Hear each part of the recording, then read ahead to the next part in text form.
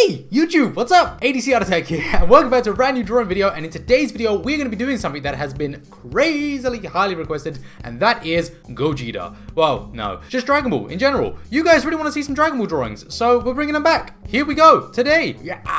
And in today's video, I'm going to be drawing Gogeta. He is one of my favorite characters in the entire series of Dragon Ball. Absolutely love him, and I had a blast drawing this. I think you're really going to like the results here. This is a completely new style, something I've not done before, so enjoy that. And yeah, during this video, my face is going to pop up now and then.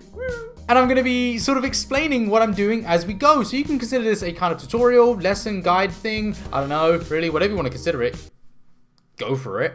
And with that being said, let's get on with the video. I hope you do like it. I hope you do enjoy it. Oh, before we begin this video, one quick thing. I did a drawing recently. Actually, I drew with chocolate. Yeah, I drew with chocolate. I did a whole drawing using chocolate. It's pretty cool. And YouTube had a bug at the period of time that I uploaded it. So there was an issue with viewing and view counts and things. I know a lot of YouTubers have spoke out about this. So yeah, if you haven't seen that video, definitely check it out. I'll put a link in the description down below. Or just, head on over to the channel and see what you think about it. Anyway, that being said, hope you enjoyed the video. Let's get started. Hey, Floating Head ADC here. I told you that I would be here to annoy you. And before we start, what we're doing right here is I got myself a scrap sheet of paper. Now I'm going to be throwing up some tips right here just to help you guys out along the way as we do this drawing. And what we've done is I've got a scrap sheet of paper. I'm drawing the drawing as I want it to look, but I'm using this chance, this opportunity here to just do my rough drawing, to just do anything that I think needs to be done. From the scaling, any details that I think I might need to add. Nothing too crazy, but just to sort of get the general idea of the character's design. When this is done, we're going to transfer it onto our finalized sheet of paper. So take advantage of this rough sheet now just to make any changes you need to do, because you won't be able to do them later, and I'll show you why when we're done with this.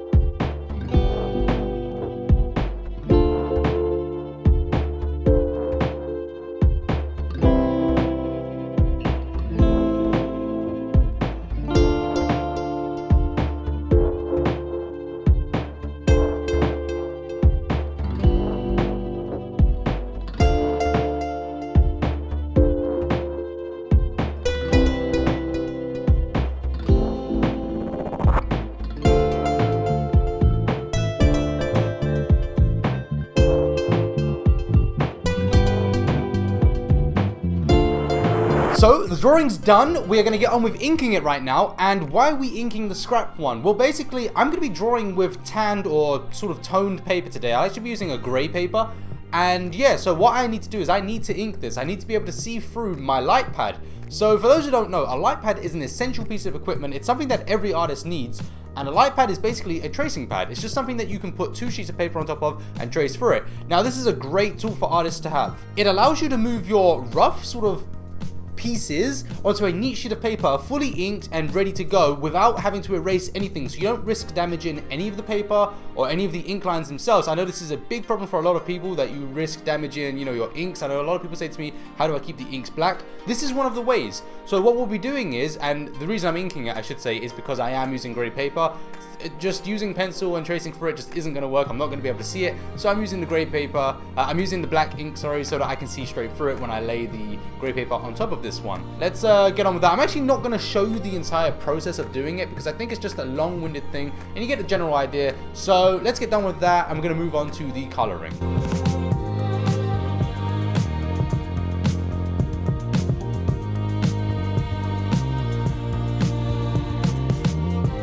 Okay, so the coloring. Now, I don't usually go in for Prismacolors. These aren't my things. I think everyone sort of knows by now that I'm not the biggest fan of Prismacolors. However, I will give them their credit. They did well here. They did what they were supposed to do. They did exactly what I wanted them to do. So they work well on tanned and sort of toned papers. They do what they're supposed to do, I guess, especially when doing this kind of blocky shading style. And that's what I'm doing here. This is something that I've not done before because I don't really have an interest in doing it. However, it was pretty cool, and I didn't know what I was doing here, so I just started layering colors side by side next to each other. There was no real structure here, there was no blending. I did my best to not overlay colors as much as possible because I wanted to keep the colors that I had selected showing through.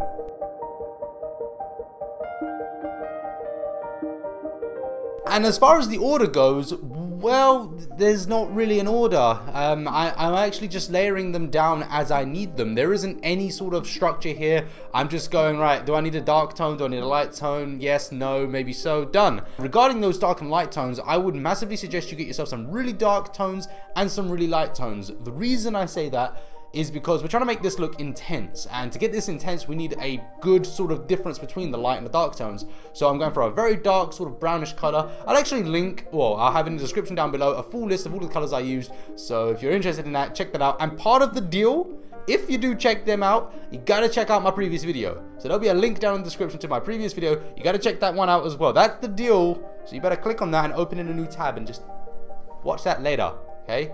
That's the deal.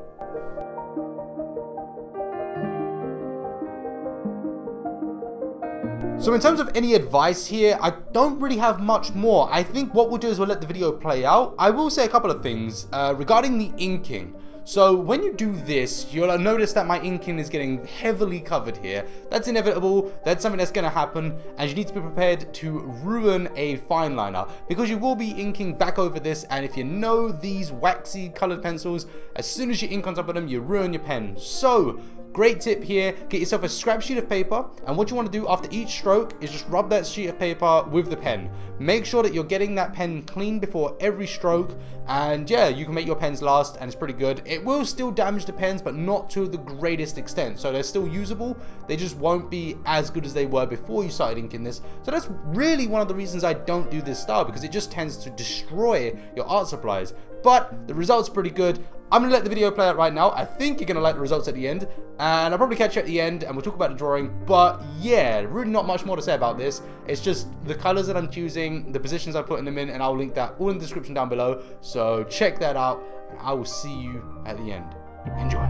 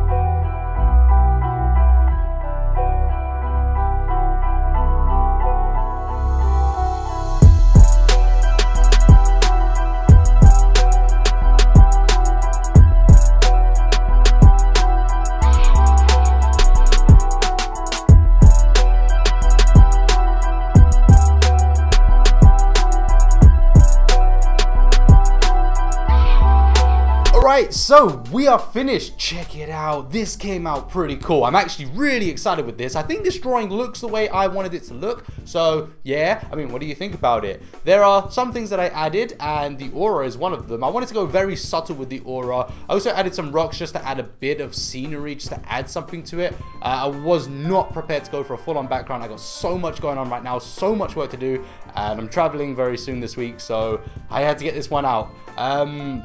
What do you think? Despite the massive hand cramps that I got during this, in fact, one of the biggest problems was sharpening the Prismacolors. They dull down very fast, and another big problem with them is that the pencil leads themselves are constantly falling out. It drives me crazy. They're always falling out, and I know this is a common issue for many people. I discussed this a long time ago. It is a big problem with their brand, and I know a lot of people make excuses for it. You dropped them, you did this. I've never dropped them, and they've been handled perfectly fine, so it's just a coincidence that every single one of them is. But yeah, drawing, I think it's cool. I like it. I definitely like working on these toned papers because it does bring the colors out a little bit more vibrant, makes them a little bit more in your face kind of thing. It's kind of cool. But that being said, did you like this return to Dragon Ball? I know a lot of people have wanted me to do some Dragon Ball drawings. Let me know what you think about this one, and I will see you in the next one. If you'd like to see some more drawings by Dragon Ball, by me, by anything you want, leave a comment down below in the description, and I'll get to them. I'm ADCArtAttack. I'll see you in the next video. Take care.